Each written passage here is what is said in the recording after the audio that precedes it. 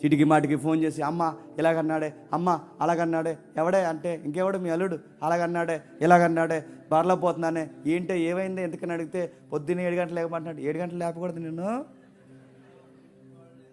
అస్తమాల అమ్మ ఏదో ఏమన్నా వండి అంటే వాళ్ళ అమ్మకు పెట్టమంటాడే, అలా అమ్మకొనడానికి వండానంటే నేను ప్రతిదీ వాళ్ళ అమ్మకు చెప్తాడు, ప్రతిదీ వాళ్ళ అమ్మతో పెడతాడే. ఇదే నాకు నచ్చట్లేదే, ప్రతిదీ అడుగుతున్నాను. మీ అమ్మను నువ్వు ఎంత ప్రేమిస్తున్నావో తను వాళ్ళ అమ్మను ప్రేమించడం తప్ప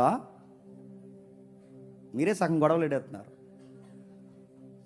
నేను అడుగుతున్నాను, నువ్వు మీ అమ్మని ఎంత ఇష్టపడతావు? ఆయనకి వాళ్ళ అమ్మ అంటే ఇష్టం ఉండదా? నీకు నీ బంధువులు అంటే ఇష్టం ఉన్నప్పుడు తనకి తన బంధువులు అంటే ఇష్టం ఉండదా? మాట్లాడితే సీటికి మాటికి ఫోన్ చేసి, ఈ మధ్యకాలంలో దరిద్రం ఈ వాట్సాప్లో వీడియో కాల్ ఒకటి వచ్చింది, వీడియో కాల్ చేస్తున్నారు డైరెక్ట్గా. ఇంకా చూడు ఎలాంటి కరేపాకు తెచ్చాడు, పడుతున్నాం ఏం చేస్తాం? ఇలాంటి కరేపాకు ప్రపంచంలో ఎవడని తెస్తాడు? ఎవడు తేడు? మా ఆయనే తెస్తాడు అన్నాడు. గోంగూర దమ్మంటే తోటకూర తెచ్చాడు, చూడు అన్నాడు. ఇది కూడా చెప్పేద్దావా? తోటకూర కోసం కూడా చెప్పేద్దావా? కరేపాకు కోసం చెప్పేద్దావా?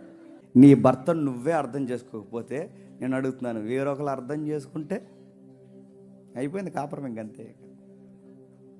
నీ దగ్గర దొరికిన ప్రేమ, నీ దగ్గర దొరికిన మనశ్శాంతి, ఇంటికి వచ్చేసరికి నీ దగ్గర దొరికిన నెమ్మది వేరొక దిక్కున దొరికితే నీ కాపురం ఏమవుద్ది? మంట కలిసిపోద్ది. నువ్వే పాడు చేసుకుంటున్నావు. నీ దగ్గర ఎంతో ప్రేమగా ఉండాలనుకున్నప్పుడు